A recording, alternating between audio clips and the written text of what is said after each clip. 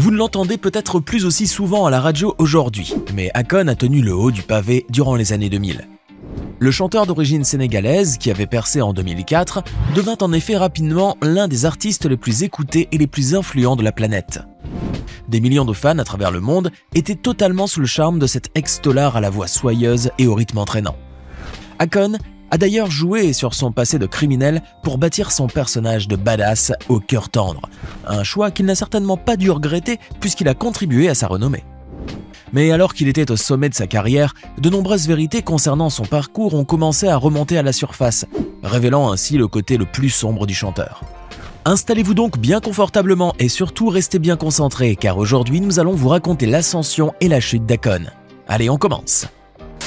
Akon, de son vrai nom Alwin Badara Thiam, a vu le jour le 16 avril 1973 à Saint-Louis, dans le Missouri aux États-Unis. C'est pourtant sous le soleil africain qu'il grandira puisque ses parents, tous deux d'origine sénégalaise, ont voulu que leur fils s'imprègne de la culture de leur pays natal. Ce n'est donc qu'à l'âge de 7 ans qu'Akon viendra s'installer avec sa famille aux États-Unis, à Union City dans le New Jersey. Le père d'Akon, Mort Thiam, avait été un percussionniste de renom dans le temps et il avait même enregistré un album en 1974 avec B.B. King et Nancy Wilson. Quant à la mère d'Akon, Kin Ngoy Thiam, elle était une célèbre danseuse qui avait le rythme musical dans le sang. Le jeune garçon grandira donc au sein d'une famille très portée sur la musique avec des influences venues d'Afrique, mais également des sonorités typiquement américaines comme le jazz et la soul. À la maison, on parle wolof le plus clair du temps, et le petit Alioune éprouve beaucoup de mal à s'intégrer à l'école et à communiquer avec ses petits camarades. Le jeune garçon fréquentera pendant un temps le lycée William L. Dickinson à Jersey City, mais il faut croire que les études n'étaient pas vraiment son fort. Le jeune Alioune préfère de loin zoner avec les jeunes du quartier, à consommer des substances psychotropes et à commettre des actes de petite délinquance. Il se retrouva ainsi très rapidement embourbé dans un cercle vicieux d'où il ne parvenait plus à s'extraire. En grandissant, ses méfaits commencent à prendre plus d'ampleur, le jeune homme s'étant spécialisé dans le vol de voitures par effraction. Il arrivait ainsi à se faire pas mal d'argent de ses activités criminelles, dont il utilisait une grande partie pour s'aménager un petit studio d'enregistrement. Car Alioune n'avait qu'une seule passion dans la vie, la musique. Et lorsqu'il n'était pas en train de voler des automobiles ou de faire la fête avec ses copains, c'était dans son studio qu'il passait le plus clair de son temps à composer des textes et des instrus. À cause de ces différents délits, Alioune finira invariablement par passer par la case prison, écopant ainsi de plusieurs condamnations pour vol de voiture. Le jeune homme fera ainsi plusieurs allers-retours sous les barreaux jusqu'à ce qu'il prenne conscience un beau jour qu'il allait finir par gâcher sa vie en prison. Alioune se promit alors de ne plus faire de bêtises et de se consacrer uniquement à sa passion pour la musique. Libéré des entraves liées à sa vie de criminel, le jeune homme passait dorénavant la majeure partie de son temps dans son petit studio à travailler sa voix et à composer des chansons. Grâce à un travail acharné, Alioune a pu monter une maquette qui atterrit dans les bureaux du magnat de la musique Divine Stephens. Ce dernier fut tellement impressionné par la voix et le flow du jeune chanteur qu'il le signa presque sur le champ. Le jeune chanteur sénégalo-américain se choisit alors le nom de scène d'Akon, une référence assez subtile au mot « convict » qui signifie « détenu » en anglais. Son premier album, Trouble, sortira le 29 juin 2004 et la plupart des chansons qui y figurent commencent par le bruit d'une porte de cellule de prison qui se ferme, avec lui prononçant le mot « convict ». L'album intègre des singles qui font un carton dans les hit parades, à l'image de Locked Up, Lonely ou encore Belly Dancer. Le single Locked Up fait d'ailleurs un tel tabac qu'il se voit remixé en plusieurs versions selon les pays, chaque version comportant l'intervention d'un artiste local. La version la plus écoutée étant néanmoins celle de DJ Green Lantern qui a incorporé des couplets des rappeurs mythiques Tupac et The Notorious Big. Le succès est immédiat pour le jeune chanteur qui voit ses titres culminer en tête de tous les classements. En 2005, la notoriété d'Akon était si grande que les radios du monde entier passaient ses chansons en boucle sur leurs ondes. Akon avait vu juste avec son hip-hop matiné de sonorité africaine, au vu du succès phénoménal que recueillit ses chansons à travers le monde. Mais il avait également un autre excellent atout dans sa poche, son passif de criminel et de détenu, qui lui donnait énormément de crédibilité dans le monde du rap et de la rue.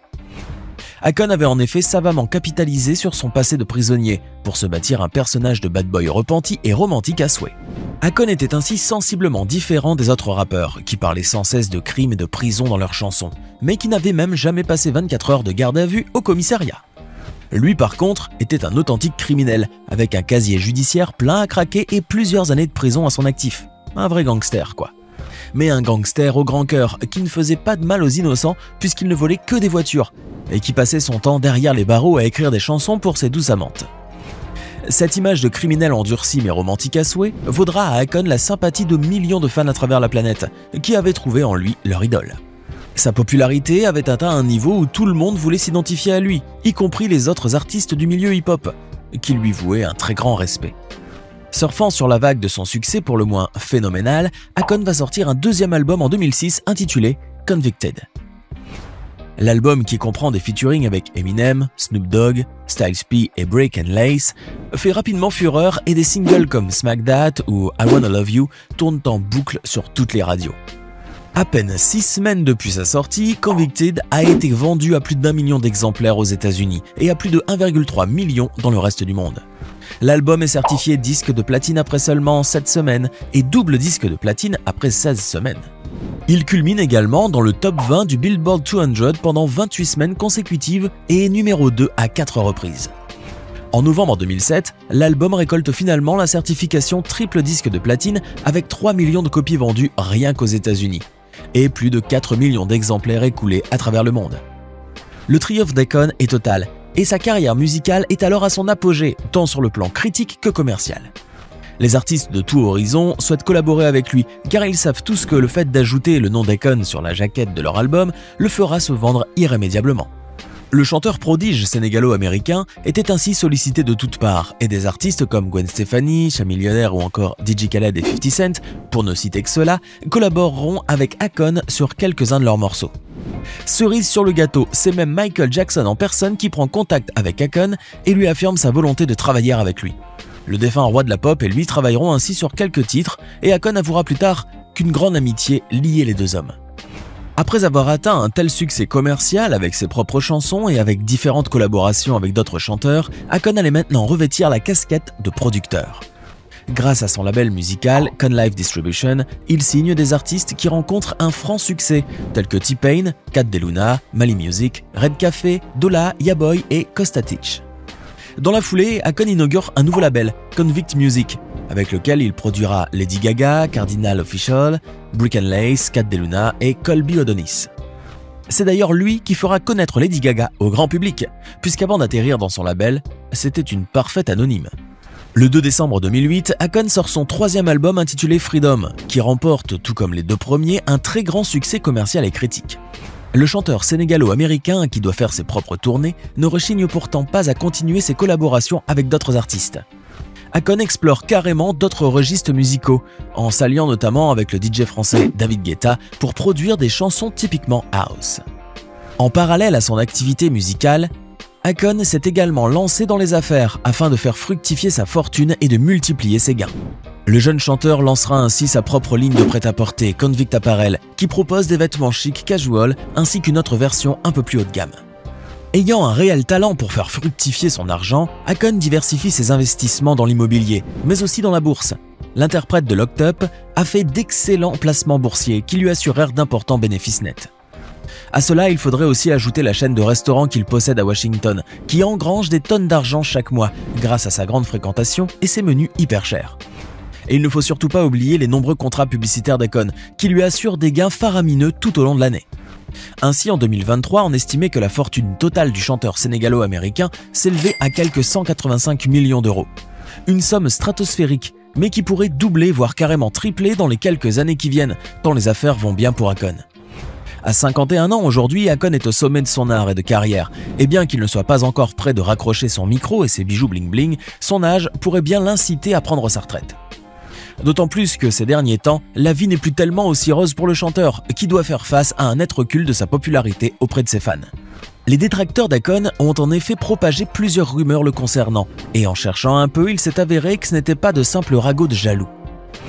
Car si Akon a bâti toute sa carrière musicale en misant sur son passé de détenu, certains l'ont pointé du doigt pour avoir tout bonnement menti sur ce point.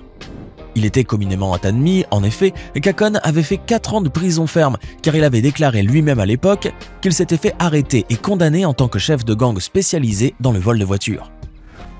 Mais ce que peu de gens savent en réalité, c'est que cette peine n'était pas du tout continue. Akon a en effet été condamné à plusieurs peines d'emprisonnement, allant de quelques jours à quelques semaines, voire quelques mois, ce qui, additionné ensemble, nous donne donc un total de plus ou moins 4 ans. Akon n'a donc jamais passé 4 ans isolé dans une cellule miteuse comme il le montrait si souvent dans ses clips, ce qui a été un véritable coup dur à sa réputation d'ex-prisonnier. Mais les ennuis d'Akon ne faisaient que commencer en réalité, car sa crédibilité auprès de son public, déjà bien altérée avec cette affaire de prison, allait finalement se disloquer totalement avec le fiasco phénoménal d'Akon City. Lancé en 2020, ce projet pharaonique consistait en une ville futuriste à la Wakanda, avec de gigantesques gratte-ciel, des centres commerciaux, ainsi qu'un pôle technologique. Bref, une smart cité utopique à 100 km de Dakar. Akon City devait ainsi être le couronnement de la carrière du chanteur, mais 4 ans plus tard, seule la pierre inaugurale a été posée, et les travaux de construction n'ont jamais démarré. Pire encore, Akon a été traîné en justice aux États-Unis pour une dette de près de 4 millions de dollars, une somme qu'il aurait empruntée dans le cadre de la mise en œuvre de son projet de ville futuriste. Mais ce n'est pas tout, car le chanteur sénégalo-américain avait également mis sur le marché une crypto-monnaie, la Coin. Cette dernière ne verra jamais sa valeur décoller comme prévu, bien au contraire, car elle ne vaut même pas 0,01 € à l'heure où je vous parle. Cette crypto-monnaie sera d'ailleurs qualifiée ni plus ni moins d'illégale par la BCEAO, la banque centrale qui réglemente et émet la monnaie officielle du Sénégal. Donc, même si par un quelconque miracle économique la coin prenait demain de la valeur, il resterait toujours complètement inutile. Le fiasco est donc total pour le pauvre Akon, qui voit toutes ses réalisations tomber les unes après les autres et qui a bien du mal à remonter la pente du succès. Il peut certes se consoler avec sa fortune colossale, mais si celle-ci est gérée d'une manière aussi catastrophique qu'Akon City, il se pourrait bien qu'elle finisse par fondre comme neige au soleil.